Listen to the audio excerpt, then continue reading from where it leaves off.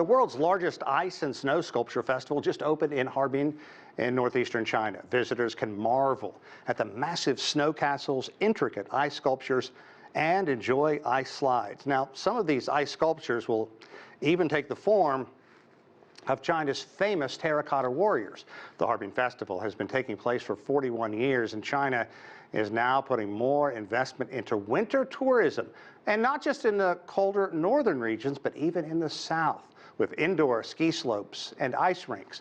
The government is hoping to grow winter tourism to about $205 billion by the year 2030.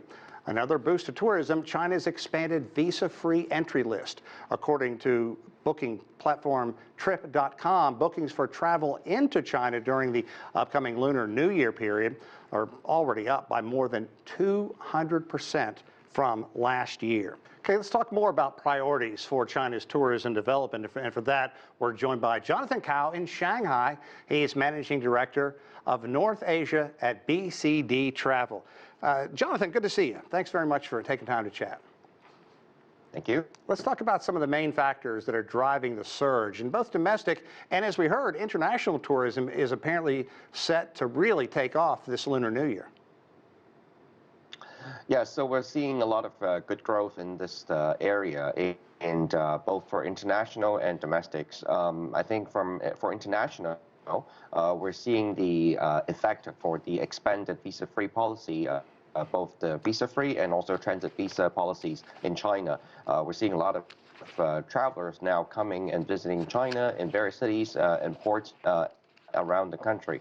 For domestic, we're also seeing strong growth as well. In fact, last year we have the highest number of air passengers on record, even surpassing the figure from 2019. So I think people are really interested to travel now. Let's talk about the specifics, how Chinese tourists, their preferences have begun to shift in recent years. I remember before China hosted the Winter Olympics in Beijing, there was a big push by the government to get a lot of Chinese more interested in winter sports, ice skating and especially skiing. And we saw that train open up from Beijing to the real popular ski area that was home during the Olympics. That must have really taken root and really showing returns right now.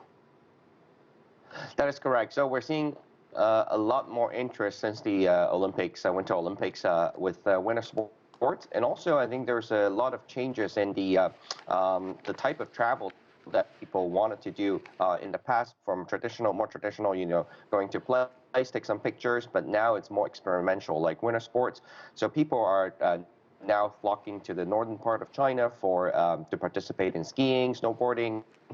In fact, 2 weeks ago, I brought my family to a place called Songhua Lake in the Jilin province. There's lots of snow there, and the facilities, everything is very, very nice, very well organized. So I think people are certainly doing that, and also the Harbin Ice Festival, viewing the sculptures, it's becoming very popular. Also, like, people are taking to the social platforms, social media platforms, to look for ideas to visit. And last year, Shanxi province was very popular due to the popular video game called Wukong, and where a lot of the buildings and historical sites were featured in the game, and people are really flocking to there to experience the whole atmosphere. Jonathan Kao, we cannot thank you enough, and I've had the pleasure of being in the Harbin area during the ice sculpture. It is something I'll never forget, and I will never be that cold again, because there's nowhere to get warm. Everything's ice, but it was amazing, and we can't thank you enough for your insight as well. It's going to be a great year, an interesting year for China's tourism, and it means a lot for the economy there as well. Thank you again.